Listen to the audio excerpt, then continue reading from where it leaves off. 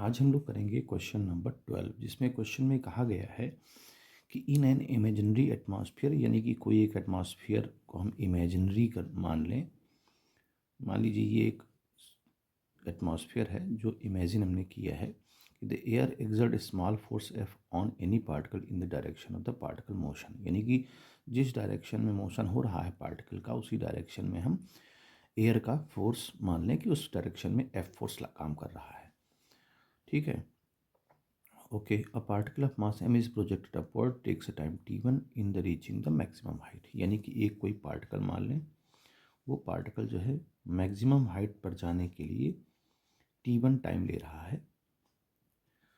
ठीक है, and t2 in the direction returning the original position, और वापसी जब आता है तो इसको t2 टाइम लगता है। अगर वही पार्टिकल वापसी आता है इसको t2 टाइम लगता है। तो क्वेश्चन में पूछा गया है कि t1 बड़ा होगा कि t2 बड़ा होगा, या दोनों इक्वल होंगे, या रिलेशन उनके बीच में डिपेंड्स करेगा मास ऑफ द पार्टिकल पर। तो देखिए, सबसे पहले जब ये पार्टिकल ऊपर जा रहा था तो इसका वेट जो है नीचे काम कर रहा था। जब वेट नीचे काम कर रहा था लेकिन ऊपर की डायरेक्शन में उस पर एक फोर्स काम कर रहा था। पहले ही क्वेश्चन में कहा जा चुका है कि पार्टिकल पर एक फोर्स एयर लगा रही है उस डायरेक्शन में जिस डायरेक्शन में पार्टिकल चल रहा है। तो पार्टिकल ऊपर जा रहा है तो फोर्स ऊपर लगेगा। जब ये नीचे आएगा तो वेट तो नीचे ही काम करेगा, बट आपकी फोर्स जो एयर का है वो भी नीचे की तरफ ही काम करता है। नेट फोर्स यहाँ ऐड हो जाएगा और यहाँ नेट फोर्स माइनस हो जाएगा। अब चूंकि देखिए, जब ये ऊपर जा रहा है तो रिटार्डेशन होगा, तभी ये रुकेगा। सीधी सी बात ये है।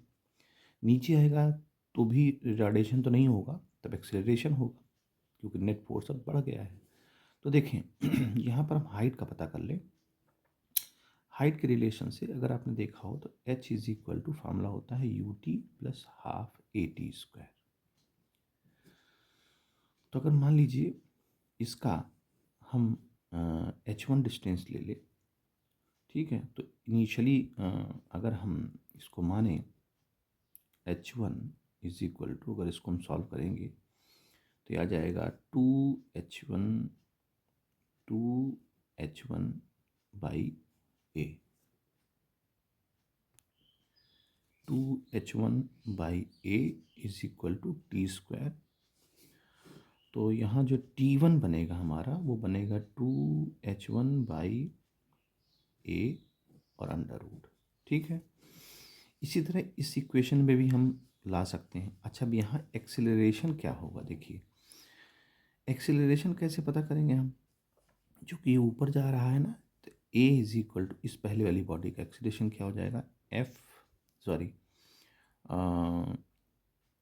ये आपका जो ऊपर की तरफ है एक्सेलरेशन, नीचे की तरफ रिटार्डेशन है ऊपर की तरफ, हो जाएगा ये mg माइनस एफ। ये फोर्स हुआ और डिवाइडेड बाई मास, तो यहाँ ए की वैल्यू क्या आ जाएगी, g minus F by M. ठीक है, ये जाते समय अब आप ये बोलोगे कि यहाँ एम जी माइनस एफ क्यों किया, तो चूँकि एम जी माइनस, चूँकि इसका वेट ज़्यादा है और फोर्स कम है तभी तो ये रिटार्ड हो रही है। अगर एफ़ ज़्यादा होता, एफ़ माइनस एम जी करती तो ये एक्सेलरेट करती।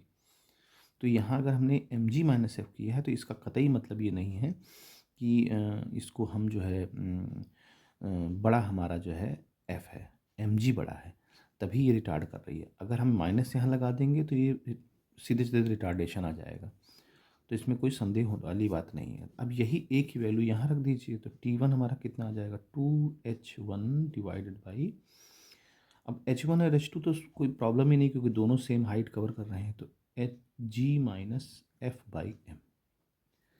ठीक है, ये अंडर रूट।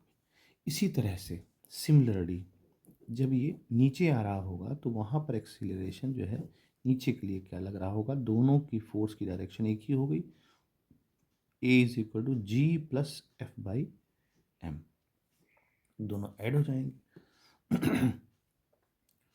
तो अब यहाँ पर एक्सेलरेट हो रहा है जो कि दोनों की डायरेक्शन एक ही है, तो यहाँ जो टाइम आएगा वो t2 आएगा, क्या 2h, अब यहाँ h1 हटा दीजिए, मैंने तो लिख दिया है ऐसे ही, g plus F by M.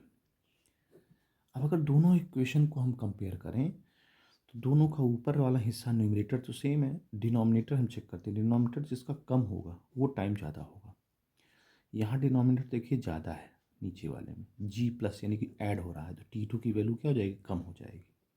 किससे, T1 से। तो यहाँ जो T1 है वो ग्रेटर देन T2 आएगा, यानी कि जाने में उसको समय ज़्यादा लगेगा और आने में उसको समय कम लगेगा। तो इस तरह से इस क्वेश्चन को करें।